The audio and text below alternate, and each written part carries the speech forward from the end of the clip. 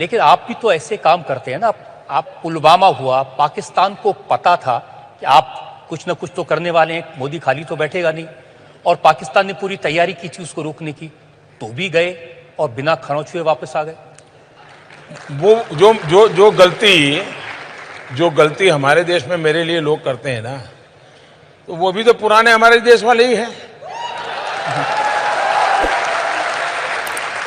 47 के पहले उनकी आदत भी तो वही है जो हमारी है, और इसलिए वो भी मेरे सिस्टम में यहाँ के लोग जो टीवी पे वगैरह दिखाते हैं उसके आधार पर सोचते हैं, इसलिए गलती हो जाती है।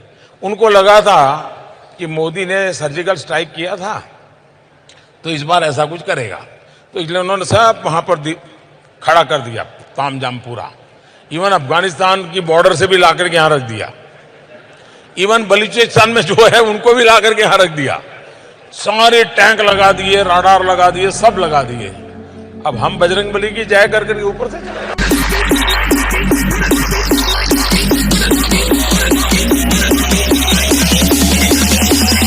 राम राम दोस्तों, आप सबका स्वागत है मेरे एक नए वीडियो में। आज हम मोदी जी, योगी जी और अमित शाह जी के ठग लाइफ देखने वाले हैं, तो वीडियो को एंड तक देखना और मेरे इंस्टाग्राम और ट्विटर पे फॉलो करके मेरा चैनल भी सब्सक्राइब कर देना। तो इन लोगों में इतनी भी हिम्मत नहीं रही कि लोग स्वयं आंदोलन करने की स्थिति में हों, क्योंकि इन्हें मालूम है अगर तोड़फोड़ और आगजनी करेंगे तो इनकी प्रॉपर्टी को भी जब्त करवाने का कार्य करेंगे। एक आपसे पूछता है, ये जो भय बनाया गया है एक तरह से कि अमित शाह आएंगे तो यूपी में दंगे होंगे, अमित शाह आएंगे, इसमें आपका बड़ा रोल है? मेरा कोई रोल नहीं है, आपका ही रोल है। मेरा सबसे बड़ा रोल आपका ही है। अरे बाप रे, ये तो धोती खोल रहा है। मैं आप खैर हम लोग एक बात को स्वीकार कर लीजिए, आपका बहुत बड़ा रोल। स्वीकार नहीं करूंगा, पर ये जो भय लोगों में फैला गया, खास करके मुसलमानों में, कि अमित शाह ऐसे आएंगे तो कहीं ना कहीं दंगे करवाएंगे। देखिए भैया, मैं 12 महीने से यहाँ हूँ। मेरे आने के पहले 45 दंगे हुए थे, मेरे आने के बाद भी 45 दंगे हुए। दंगे कोई व्यक्ति नहीं करा सकता। सरकार अगर ठीक तरह से शासन करे तो दंगे नहीं होते। तो ये छवि कैसी बन गई है? मैंने कहा था वो आपका रोल है। If you think you are bad, I am your dad. Urdu बाजार को हिंदी बाजार बना दिया, इसी तरीके से कई कर दिए। तो क्या मैं ये मान के चलूं कि अगर बीजेपी की सरकार बनती है तो मुजफ्फरनगर, अलीगढ़, मुरादाबाद, इन सब शहरों के नाम बदल जाएंगे? मुझे लगता है कि जो नाम अनुकूल है, अगर अकबरपुर अंबेडकर नगर हो सकता है तो फैजाबाद का नाम भी साकेतपुरी और अयोध्या होगा।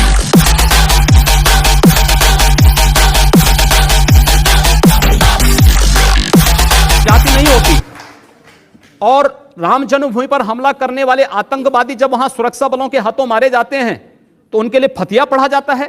क्यों नहीं उनको अमेरिका की जैसे ओसामा बिन लादेन को अमेरिका ने समुद्र में डाल दिया, पता ही नहीं लगा कहां चला गया, वैसे क्यों नहीं उनके साथ व्यवहार करते हैं? फिर जब उसकी कोई जाति नहीं, उसका कोई मजहब, कोई धर्म नहीं, उसके साथ उसी प्रकार का व्यवहार करिए आप। क्यों उसको फिर जाति के दायरे में, किसी मजहब के दायरे में उसको कैद कर देना? ये तो आप कर रहे हैं कैद, मैं नहीं कर रहा हूं। ये वे लोग कर रहे हैं जो उनको उस प्रकार का वो देने के लिए उतावले दिखाई देते हैं, और इसलिए मैं कह रहा हूं अगर जाति नहीं, मजहब नहीं, समाप्त करिए। आतंकवाद की कोई जाति नहीं, कोई मजहब नहीं, आप उसके साथ उसी प्रकार का व्यवहार करिए। आप आतंकवादी है, मिट्टी तेल छिड़क करके आग लगा दीजिए, फेंक दीजिए उसको।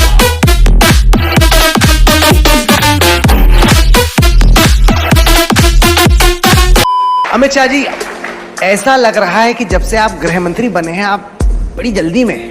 बड़े बड़े फैसले आप एक के बाद एक ले रहे हैं, क्या ये हकीकत है? क्योंकि होम मिनिस्टर बने अब तो 6 ही महीने हुए हैं, इतने बड़े बड़े फैसले आपने ले लिए। कहाँ जल्दी करे भैया, कहाँ जल्दी करे? 70 साल हो गए, 70 साल हो गए जी, कहाँ जल्दी करा? 70 साल चले गए, जल्दी क्या करा? हम तो 1950 से कहते थे हम 370 को हटा देंगे।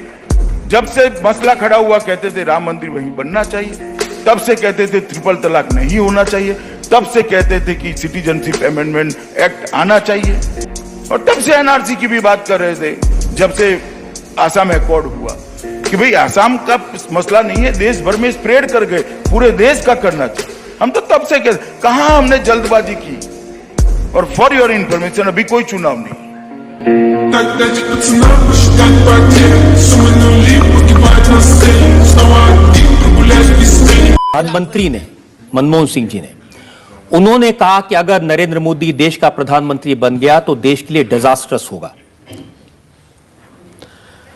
शायद उनकी खुद की पार्टी ने फिर बाद में ये कहा कि प्रधानमंत्री जी ने ऐसा नहीं बोलना चाहिए था। उनके कैबिनेट मंत्रियों ने भी कहा कि प्रधानमंत्री ने ऐसा नहीं बोलना चाहिए था, और मैं समझता हूं उसके बाद उन्होंने बोलना बंद किया है। हिंदू भाइयों, वीडियो एंड तक देखने के लिए शुक्रिया, और वीडियो पसंद आया तो वीडियो को लाइक, शेयर एंड चैनल को सब्सक्राइब करते हैं। Bye bye. जय श्री राम।